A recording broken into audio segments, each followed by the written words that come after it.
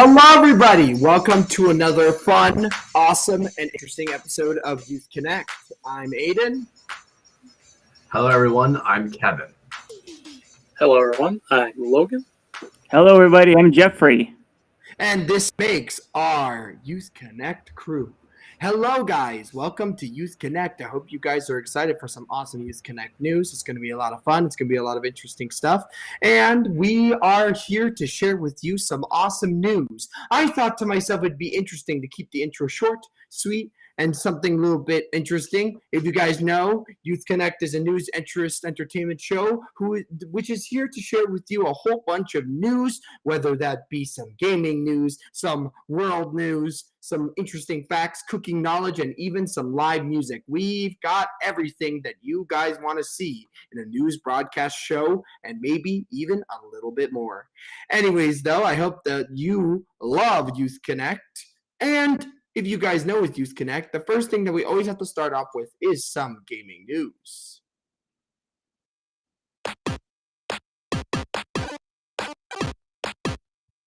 So I thought to myself we could do something completely brand new. So not really brand new, we've done it before, but I thought to myself, what happens to all the people that don't actually have a console or a PC or anything of the sort, and they only have their phone? Well, I actually have been researching this game because I've been seeing non-stop ads about it, and from what I saw, it's kind of conflicting. It has a 4.7 out of 5-star review, and it is a mobile game. A Star Wars game called Star Wars Hunters. And what is going on in the world of Star Wars Hunters? Well, you will be welcome to the planet Vespara. Vespar, like they're going to spar. Where under the bright lights of the arena, survivors of the fallen galactic empire and new heroes alike face off in spectacular gladiatorial battles that will solidify the victors as legends throughout the galaxy. And if you guys love shooter games and arena combat games, then get ready to dominate your opponents in Star Wars Hunters. So basically, located deep in the Outer Rim and under the eye of the Hutt command ship, the competitions in the arena invoke stories of the battles that have defined galactic history and are inspiring a new era of combat entertainment. Star Wars Hunters is a thrilling, free-to-play action game featuring new, authentic characters engaged in epic battles. There's new hunters, weapon wraps, maps, and additional content which will be released every season.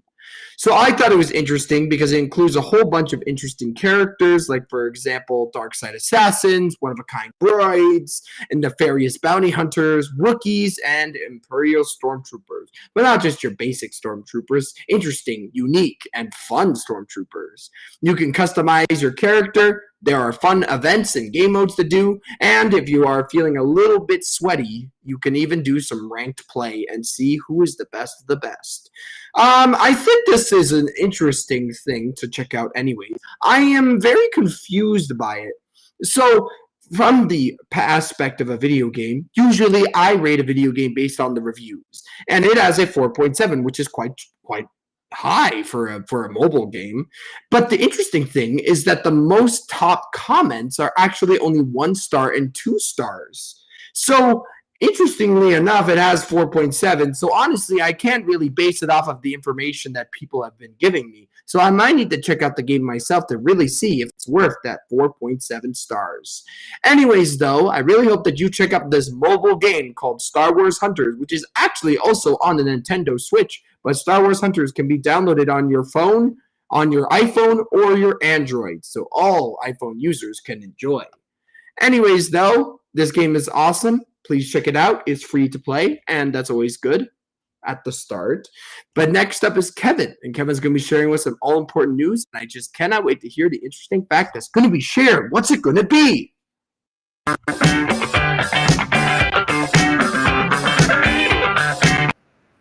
Hello, everyone. Welcome to Youth Connect News, where I bring news, weather, and sports and interesting facts. I'm your host, Kevin Aruja. Let's get right into the headlines. The Shake Shack opens the first Canadian location in downtown Toronto. Several buses to replace 510 Spadina streetcars for the rest of the year, starting in June 23rd. The tech conferences that has resulted in nearly $200 million in economic impact for Toronto won't return in 2025. And Jerry West, a three-time Hall of Fame selection and the NBA logo, dies at the age of 86.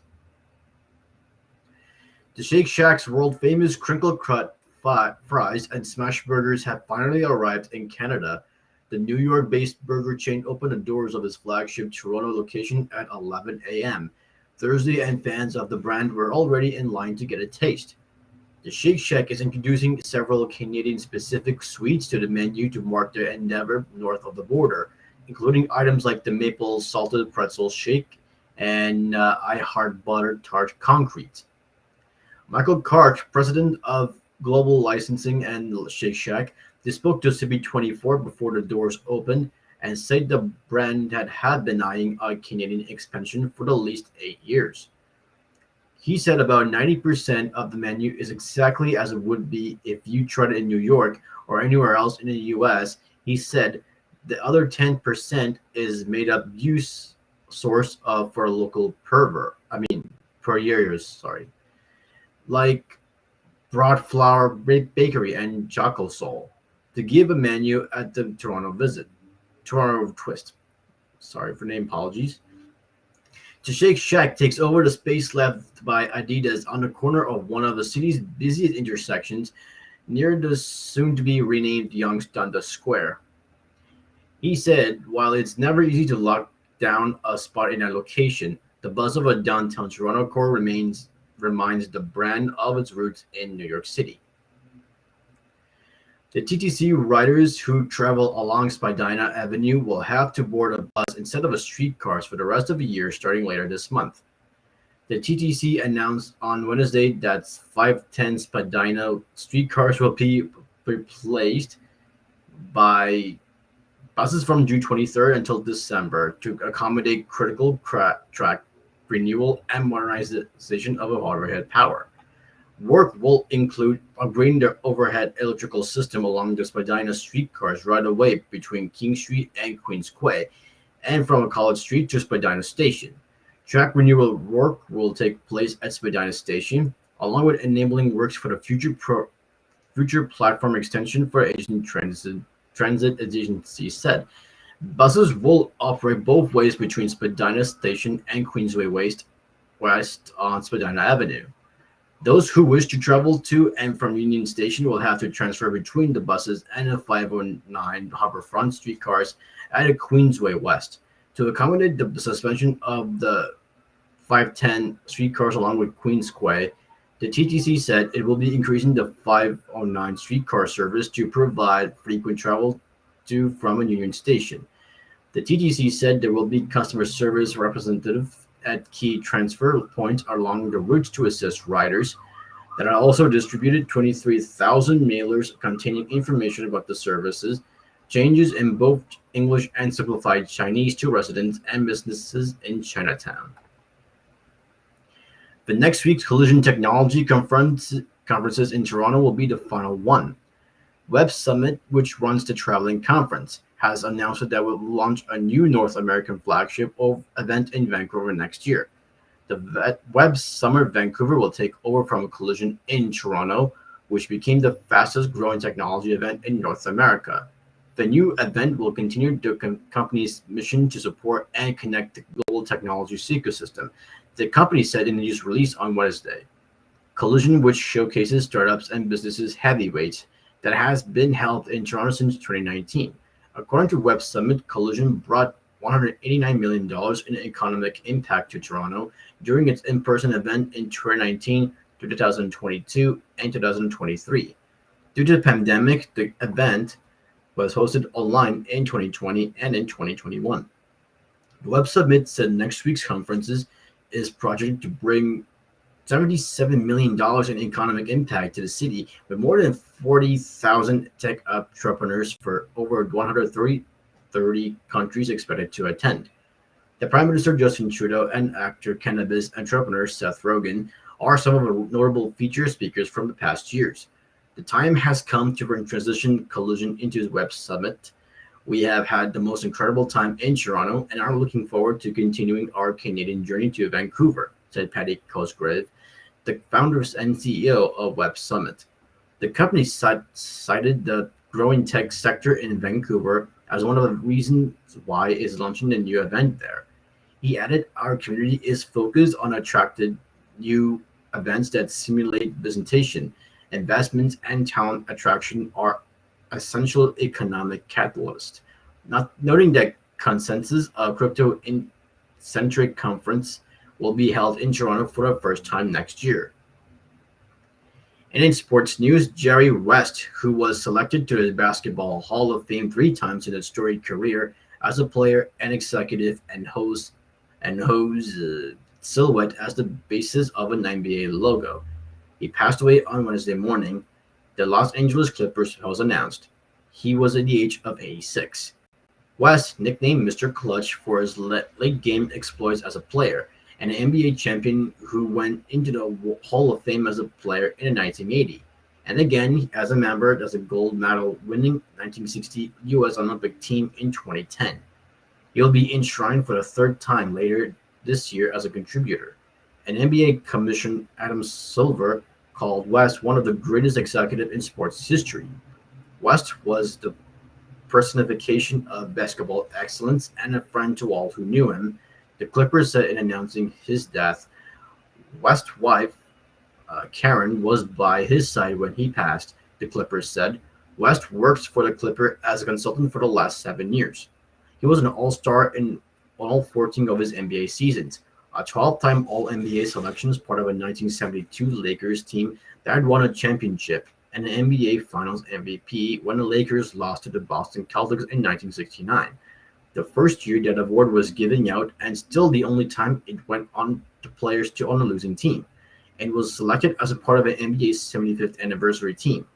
West was general manager of championship teams with the Los Angeles Lakers, helping build the Showtime dynasty.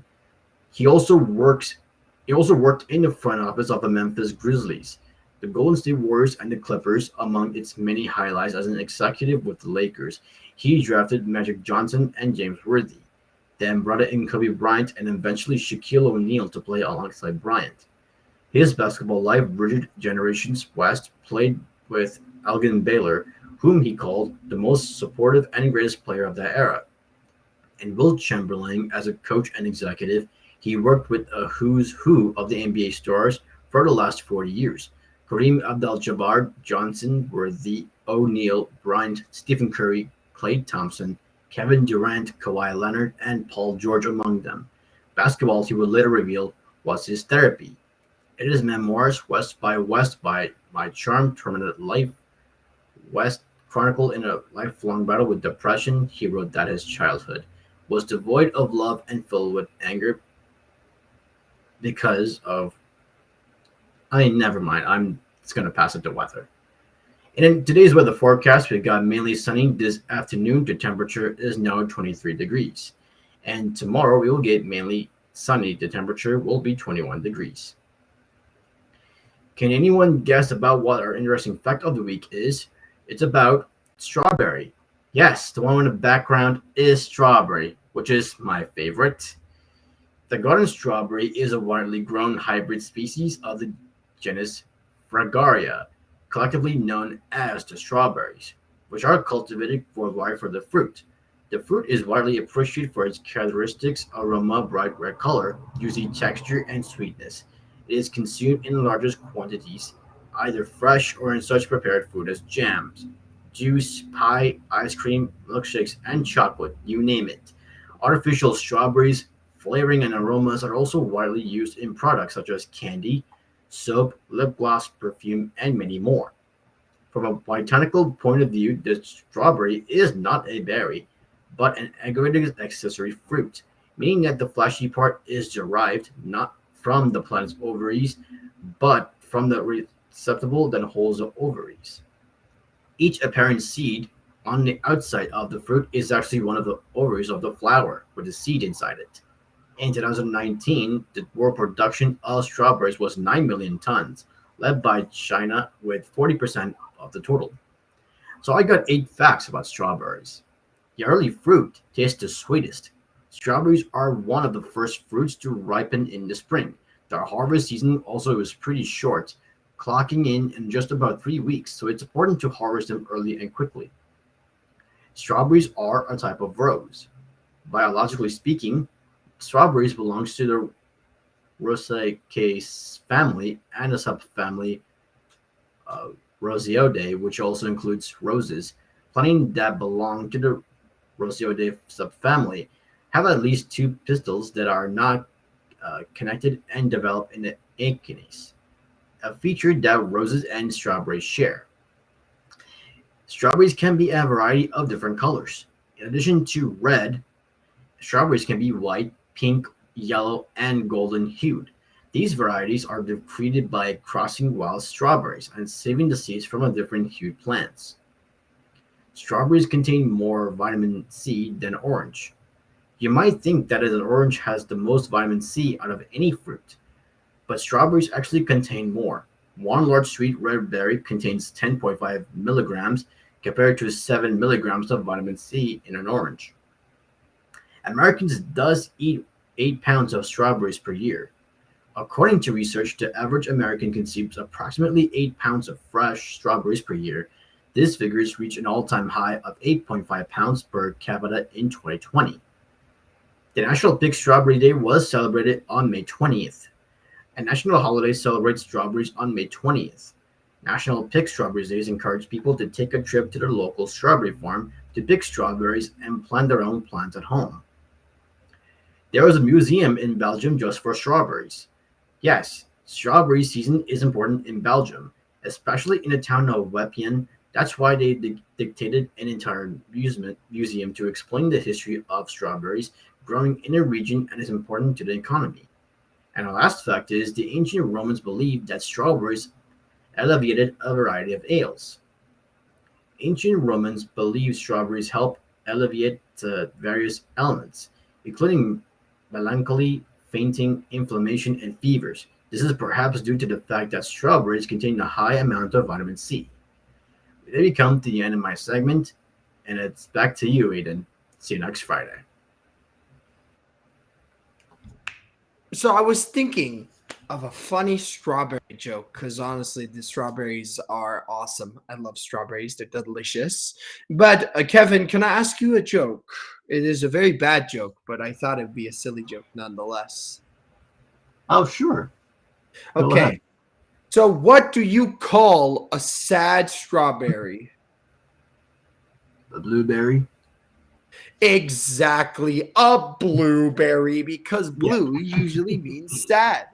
I thought it was a little bit silly. And for everybody that's here, do you guys have a favorite strawberry dish? Like I know mine is strawberry shortcake, but Jeff, do you have anything that strawberry theme that you like eating that makes sense?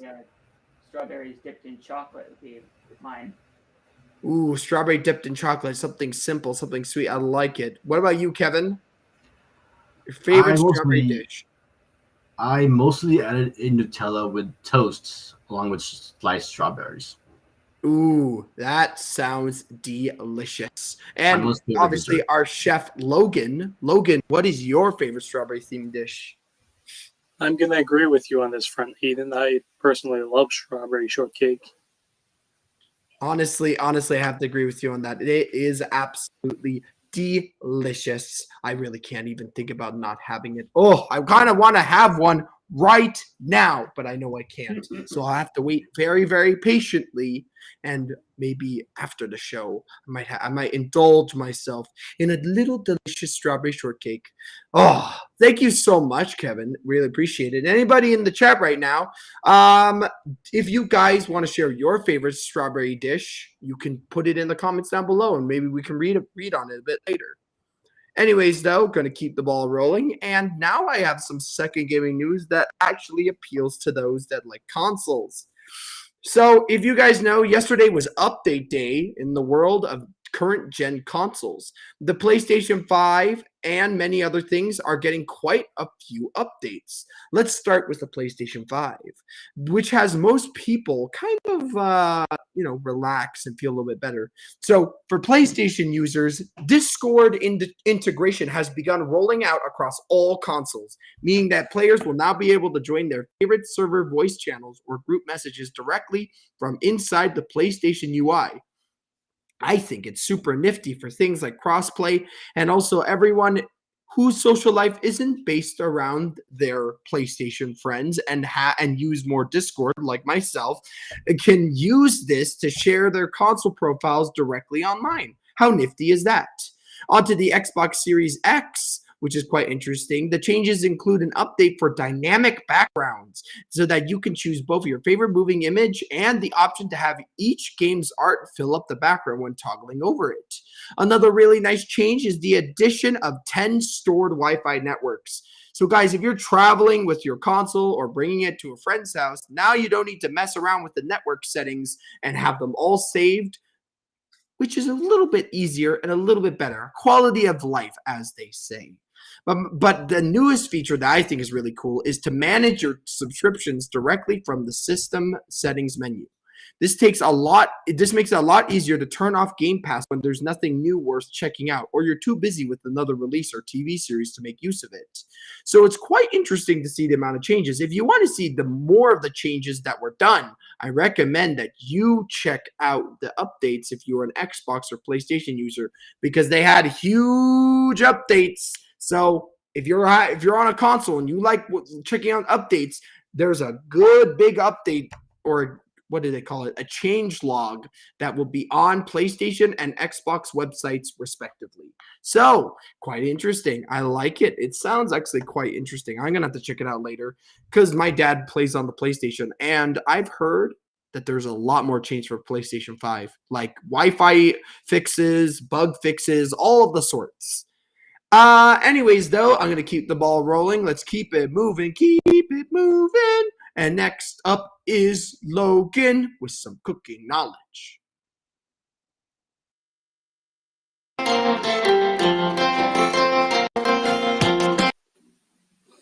Hello, Youth Connect. I'm Logan. And for today's topic, I would like to talk about rice. So this week I'll be going over the history and cultivation of rice, as well as the steps into processing rice, as well as a few fun, interesting, thought-provoking facts about the particular grain of choice. So, first off, going over the history of rice. Now, rice was first believed to have been domesticated around 10,000 years ago in China, along the Yangtze River, which is the third longest river in the world. From that point, rice began cultivation in many other Asian countries like India, Bangladesh, Japan, and Korea, before spreading to many African as well as South American countries. So that's just a little brief history on the history of rice. But now I'll go over the cultivation and how to process the particular rice plant into the grains that we all know at the supermarket. So, rice starts off looking something like this. This picture that I have over here is that of a rice paddy. It's where rice plants are grown, as you can see. And so it takes about 4 months. They start from seeds, and it takes about 4 months for those seeds to bloom into a fully grown rice plant that is ready to harvest, just like these ones. And so once it's ready to harvest, you'll know it's ready once it's grown these little particular like golden stalks. These are where the rice comes from. And this is what's harvested from the plant. So yeah, but from there, there's still a couple more steps you need to take. From there, after harvesting, the stalks are first dried for around 2 to 3 weeks and then roasted at a low temperature for about an hour until they become a deep golden brown like this. And fun fact, if you're having brown rice, this is actually where the process ends. You just pick the little grains off from the stem, and that's basically brown rice. But if you want white rice, you'll have to take the extra step of separating the rice grains from their little shells over here. And this is a very tedious process to do by hand. Here it could be done in the mortar and pestle, which speeds up the process a little bit, but it's still a very tedious process. But once it's completed, it'll look something like this, the rice that you all probably know and love, white rice. So yeah, that's just a little step-by-step process from the cultivation of rice from plants to grains. And before I leave off, I'll just list off a few fun, interesting, thought-provoking facts about rice. Now, rice is the most common staple food in the entire world. It is eaten by well over half of the world's population, which has led to it being given the nickname the staple of life. Another fun fact, rice is a gluten-free plant. Rice is a gluten-free source of grain. Some species of rice are referred to as glutinous, but that is only really in reference to how sticky they are. It's not because they actually contain any gluten. So yeah, any species of rice is actually gluten-free.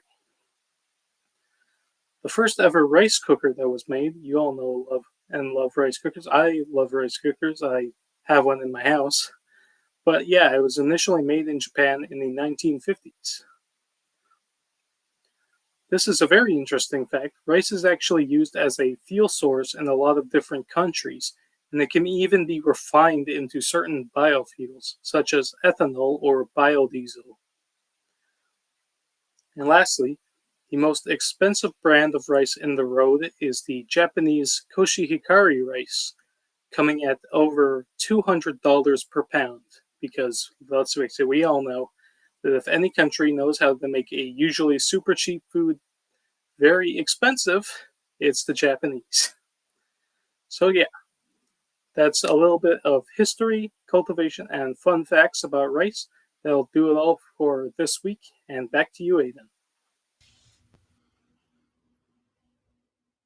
You know what? I gotta say, Logan, that rice is one of my favorite things. Why? Because I don't know. I just feel like it's in my Asian blood to just love rice. And honestly, I just love it because it can be used for a versatile amount of things. Logan, do you have a specific rice thing that you like? Because I just love some delicious white rice with some soy sauce. Oh, that just sounds delicious. Oh yeah, I can get behind that. All right, all right. You know what? I've seen a lot of forms of rice. I've seen dried rice. I've seen puffed rice, rice cakes, which technically I don't think rice is actually in rice cakes. But you know what? Nonetheless, they do share the rice in the name. So hopefully they do have rice in them, or at least that's what that's what I'm assuming. I feel like I'm getting off track here. Rice. Let's get back on track on that. Now, Logan, I do have one question. There's one dessert that uses rice. And can you remind me what that name is? Because I know there's something there's a dessert that uses rice as its base. Isn't that just rice pudding? Oh, it is just rice pudding. Oh, thank you so much. I completely forgot about the name. Guys, have you ever tried out rice pudding? If you haven't tried out rice pudding or you have tried out rice pudding, put it down in the comments. Have you, well, Kevin and Jeff, have you tried rice pudding out? I like rice pudding. Oh, Kevin's had rice pudding and he likes it. What about you, Jeff? Never tried rice pudding. Would you try rice pudding? I think I would. It would sound very interesting. All right, all right. I like how you're having an open mind. Yeah. I like it. I like it. Thank you. I'm actually going to keep going forward because, you know what? As much as I want to keep talking about how delicious rice is, I got to keep the ball rolling. Thank you so much, Logan. Cooking knowledge is always important, and learning a little bit more about the pinnacle of rice, the Asian staple, as most people call it, because most times actually rice came from Asian countries, brought to other countries through trade, and it is amazing to see how they still do it to this day. Let's keep going. Next up, we got our board game of the week, and then we're going to get into our community news. So today's board game is something very, very short, very, very sweet. And today's board game is called Concordia. So 2,000 years ago, the Roman Empire ruled the lands around the Mediterranean Sea. With peace at the borders, harmony inside the provinces, uniform law, and a common currency, the economy thrived and gave rise to mighty Roman dynasties as they expanded throughout the numerous cities. Guide one of these dynasties and send colonists to the remote realms of the empire. Develop your trade network and appease the ancient gods for their favor, to gain the chance to emerge victorious. So Concord, guys, if you hear, is a peaceful strategy game, even though it sounds so awesome, of economic development in Roman times for 2 to 5 players aged 13 and up. Instead of looking to the luck of dice or cards, players must rely on their strategic abilities. But be sure to watch your rivals to determine which goals they are pursuing, and maybe where you can outpace them. In the game, colonists are sent from Rome to settle down in cities that produce brick, food, tools, wine, and cloth. Each player starts with an identical set of playing cards, and basically at the end, whoever has the most VP in their game or victory points wins the game. It's a cool game. It's all about instead about RNG and luck, it requires your strategic abilities. It's a good game that requires you to use your brain, so I recommend you check it out. Whew. That was through the board game. Time to get into community news. I hope you're excited. So, what is going on in the community section? Now, if you guys don't know what is community news, this is the section where we talk about things happening in and around our community. We want to include it so that you guys know what is happening. And actually, this week is a lot. I've been preparing for something, and I have it right here. Our Super Ability crew had an off week this week. That means that early morning connecting with Chat Cafe at 9 a.m. This is a great opportunity for everyone to connect online, share news, stories, and interests no matter where we go. But if you guys know, that means if we had an off week this week, next week's got to be ICANN classes. So not only at 9:30 will we have our Chat Cafe, but at 11 a.m., we will also have our ICANN Discover classes. These fun learning workshops are designed to inspire our minds and keep us active. Whew. I can't wait to learn about some useful life skills that I can use. Wednesday is all about desserts. Monday, we have useful life skills that we can learn in 5 minutes. Thursday is all about learning science. And Friday is National Indigenous Peoples Day. And some of our crew are celebrating with Grandmother's Voice at the Meeting House in Oakville. So if you guys have time for that, please come out, meet people, and buy something amazing. I know that Miss Christine is going to be having a booth, and you can get something amazing created by her for you. Oh, it's awesome. You can listen, you can eat, you can dance, sing, and perhaps even join me for a collective art project that I'm keeping in my head. I'm brewing. I'm coming up with an interesting idea, so I hope that you are intrigued. So please come if you have the time.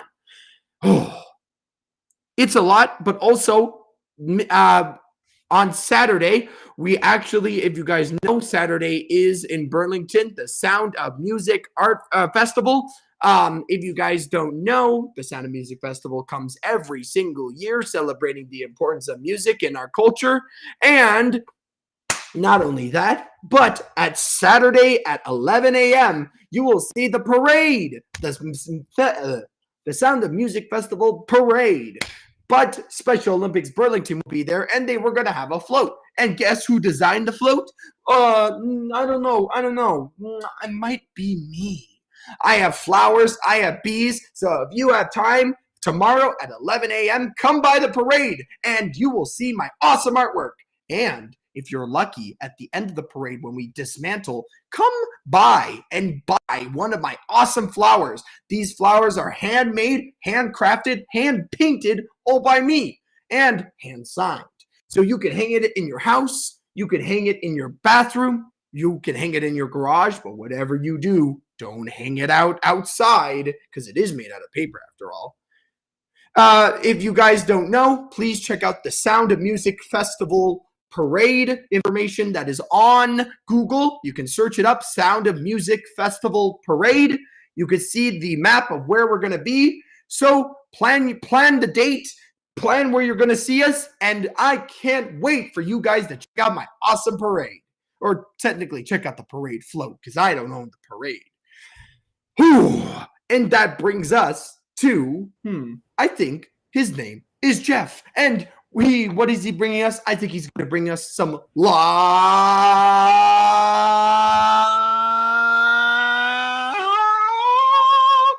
music.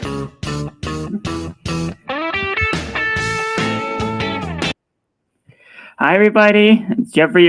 I'm bringing you some live music from myself, Jeffrey Ankman, and I'm gonna rock the house with this one with a Beatles song called "I Saw Her Standing There." 1, 2, 3, 4.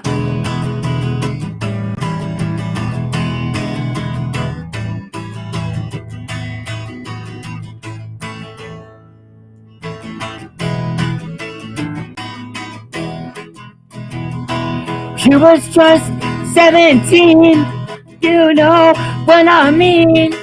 And the way she looked was way beyond compared.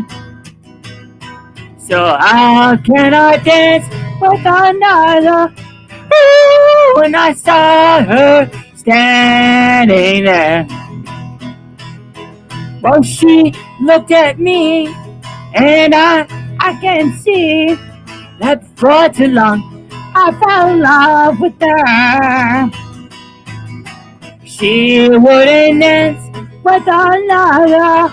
Ooh, and I saw her standing there. Well, my heart went boom when I crossed that room, and I held her hand in mine. How we danced through the night, and we held each other tight, and before too long I fell in love with her. She wouldn't dance with another. Ooh, when I saw her standing there.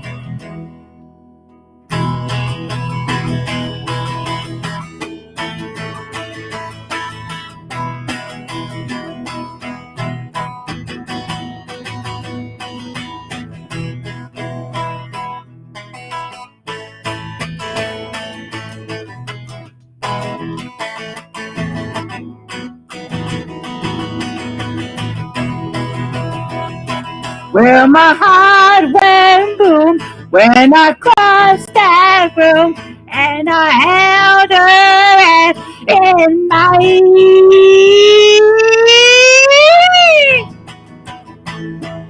Oh, we danced through the night, and we held each other tight, and before too long I fell in love with her. I'll never dance with another. Woo! And I saw her standing there. Woo!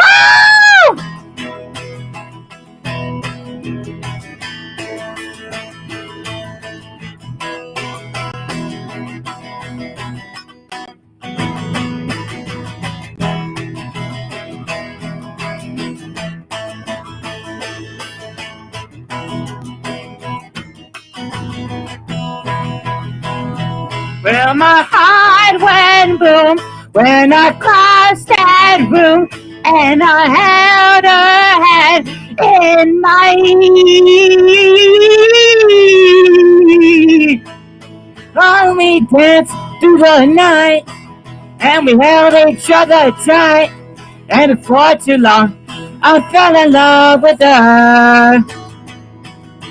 She wouldn't dance with another. When I saw her standing there. Since I saw her standing there. Since I saw her standing there.